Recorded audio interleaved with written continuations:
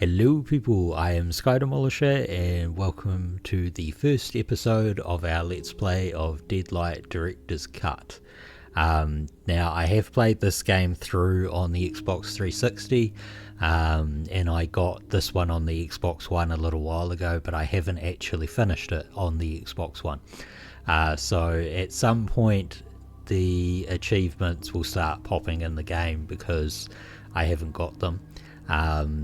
There may be some collectibles and stuff that will be missing because I've already picked them up in the parts of the game that I've already played, and I played like a test recording of this.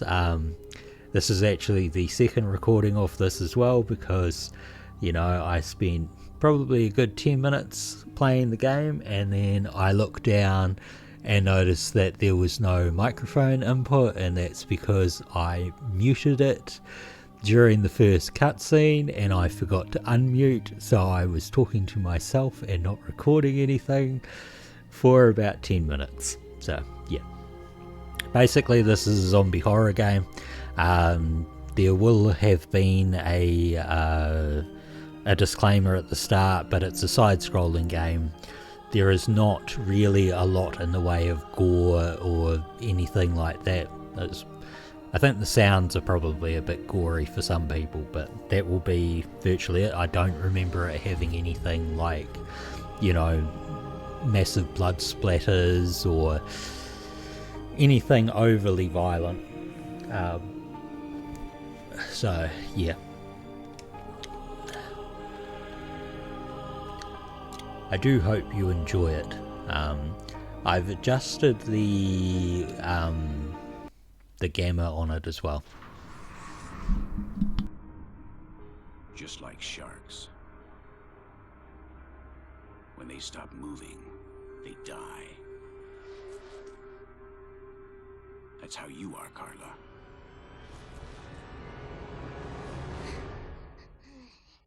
Save yourself.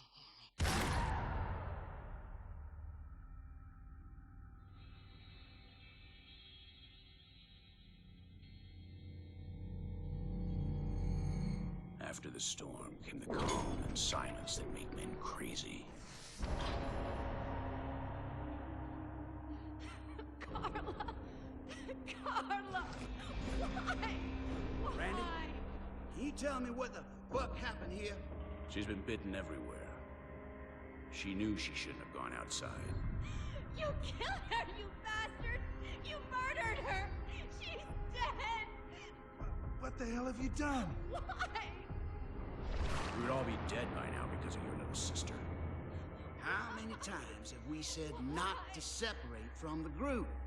Never means never. Shot drawing their attention even more. Either we reach the military shelter that you talk about so much, Grandpa, or we'll die right here. The radio message said that it was around here. It's a bit more than 5 miles west. Let's get out of here. Come on! I'm not leaving my sister here all alone. Nothing can be done now, Stella.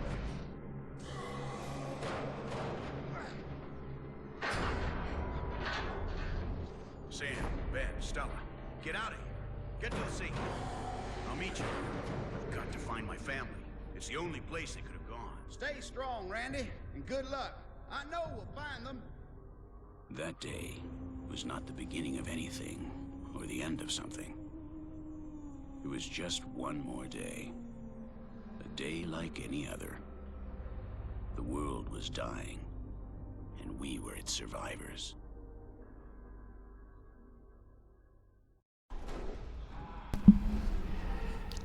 And this time I'm remembering to turn on my microphone. So yeah, you'll get prompts like this to interact with things.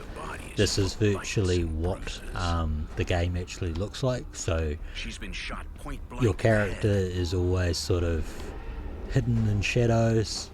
The zombies are very much like the ones in the back there. Sort of shaded out, or shadowy. tell me that. The wood is rotten and the planks are weakened. So it's a bit like Limbo, in the sort of the shadowy nature of it, but a bit more Seattle's safe point must be the last stronghold in all the Pacific you know, Northwest. a bit more colourful. Alive must be trying to reach it. Yeah. So when I did the thing before, there was a diary page up here. That's now missing. Okay. And then this one might still be here, but I don't think so. Yeah, there was like an ID badge up here.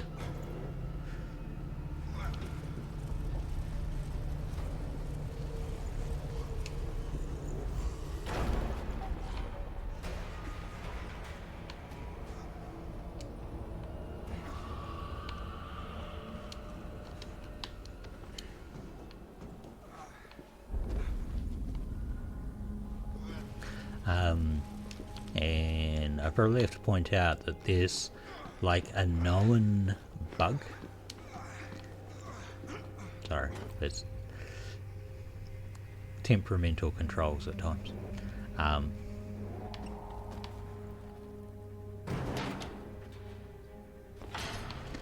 So there's a spawning bug.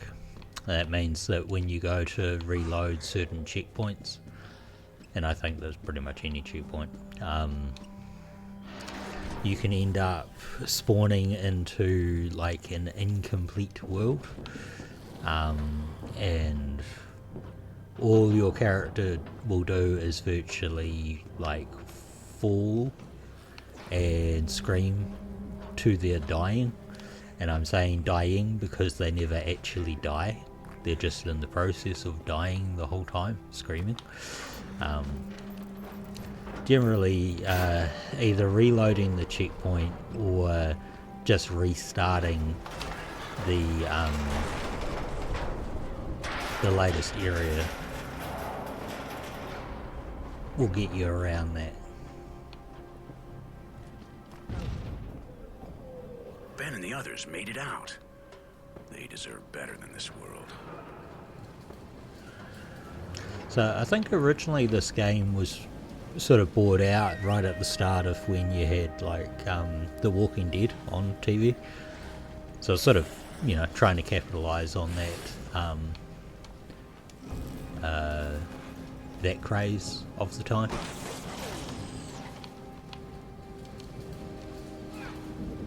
The cutscenes, I think, are pretty much all that sort of comic book style. So, you know, quite handy in its own way.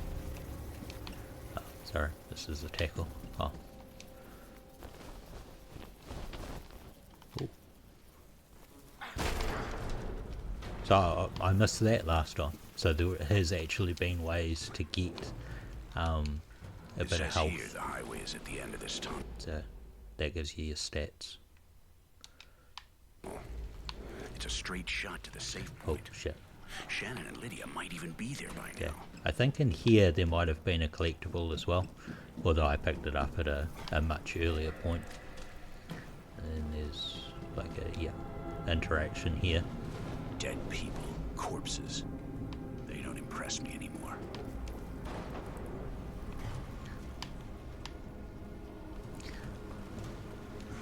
So I won't you know, like bring up his diary or anything like that for you guys to read if I find pages.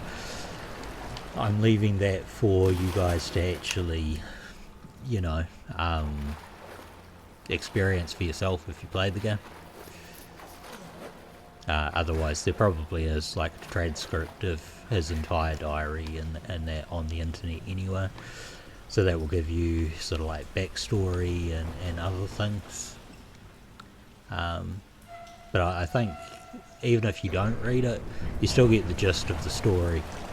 So obviously this one, you know, we're a survivor. We've sent our friends to what will hopefully be a safe zone, and we're going to look for our family. And I think there's I think there's 3 acts in this game. 3 acts, multiple, you know, multiple levels per act. I've only got maybe 20 minutes into it on the Xbox One. So, you know, like I said, eventually the achievements and stuff are going to start popping.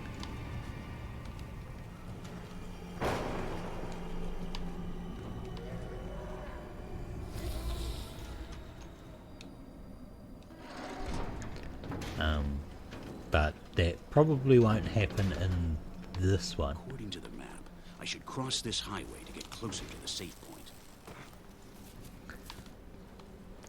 I would say though that I do enjoy the you know, like the choice of colour and how they've done this. So, you know, you actually see the title there in the background. The war between men and shadows. A snapshot of what we've become. Bloody hell on Earth. And he just sort of, you know, narrates along the way.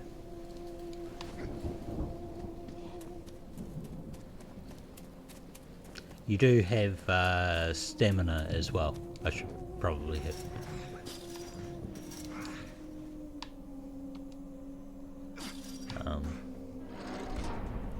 So that's more something you need to be aware of when you're doing the combat stuff. So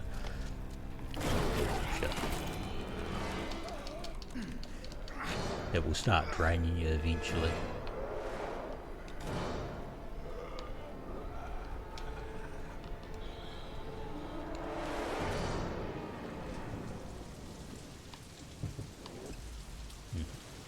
So I think the health kits get used like straight away, and just to show you, so this is the diary status pages 1 of 260. I don't have 3 or 4. I do have 5, 6, etc., etc. And that's one of the other reasons why I'm not like going to show you, but you do get that. So if you bring up the screen, it tells you how long you've played. How many of like the collectibles you've found, and the diary pages. So, you know, its own sort of handy thing. Oh, hold on, I think the X is down here somewhere. Yeah.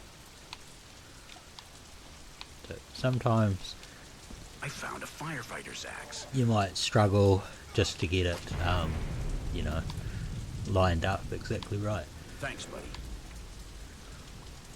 And just because it's quiet here, I'll show you.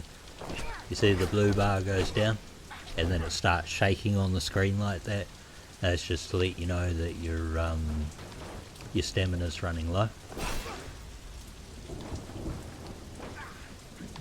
Quite a handy thing, really. No time to waste.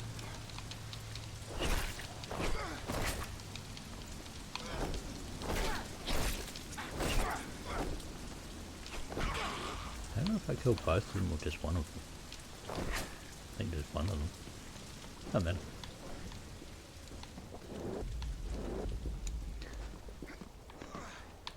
So I actually think they did like a really good job of, you know, sort of hiding stuff in the game.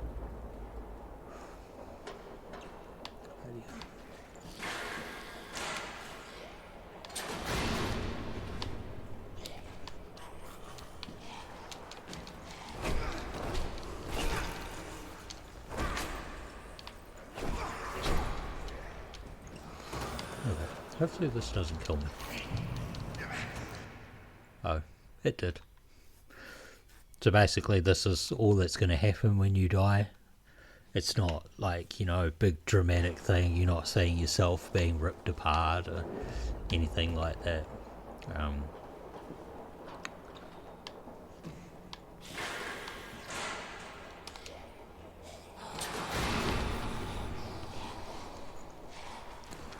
To be honest, the best strategy is probably always just to, you know, avoid combat if you can. Damn storm. And I do, personally think they've done a fantastic job of, Lydia? showing you tired. what the, My mind is wandering. like a collapsing world or a collapsed world looks like. You don't need to have a massive amount of details. Alright, this one, I'm gonna have to be careful.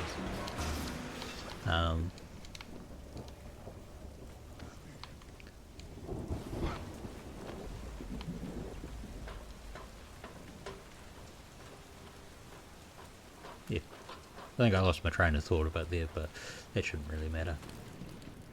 I just think they did, really good job. They're sort of constantly,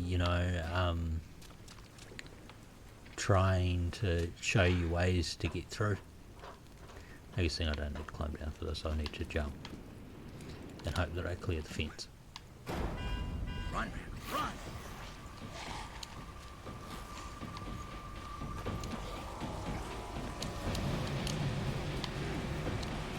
Shit! Oh shit! There's too many of them. Yeah.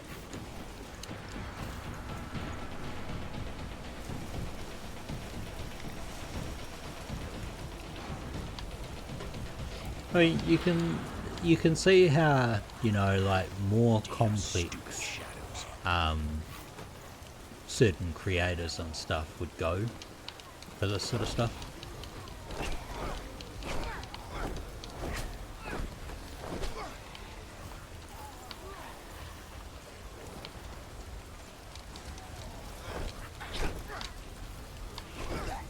That kills him. There we go. Now we can pick up that. I'm not going to say that name because, you're probably aware of what those initials in that particular name are together. Yeah. I can hear something.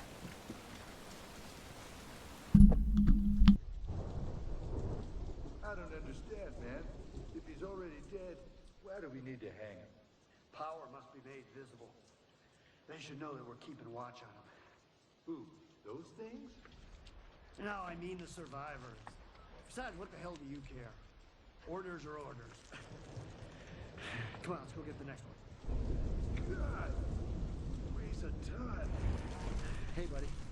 What lasts longer? Bricklayer's house or carpenter's house? I bet you $100 you can't solve it. Carpenters?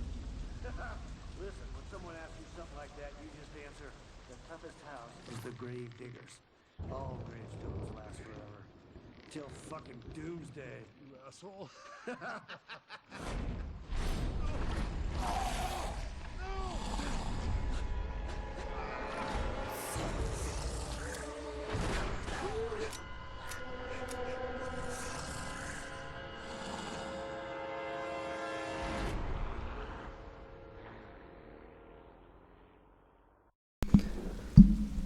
So it's certainly one of the things I love about the game, just that, What did they mean, keeping an eye on the survivors? how Orders from who? simplistic that kind of art is, and you can still portray exactly, the right kind of horror or shock through it. I think that's really good. Anyway, we're close to 20 minutes now, so I'm going to quit out here, and we will pick it up again next week. So I hope that you have enjoyed this, and until next time, take care of yourselves. Bye.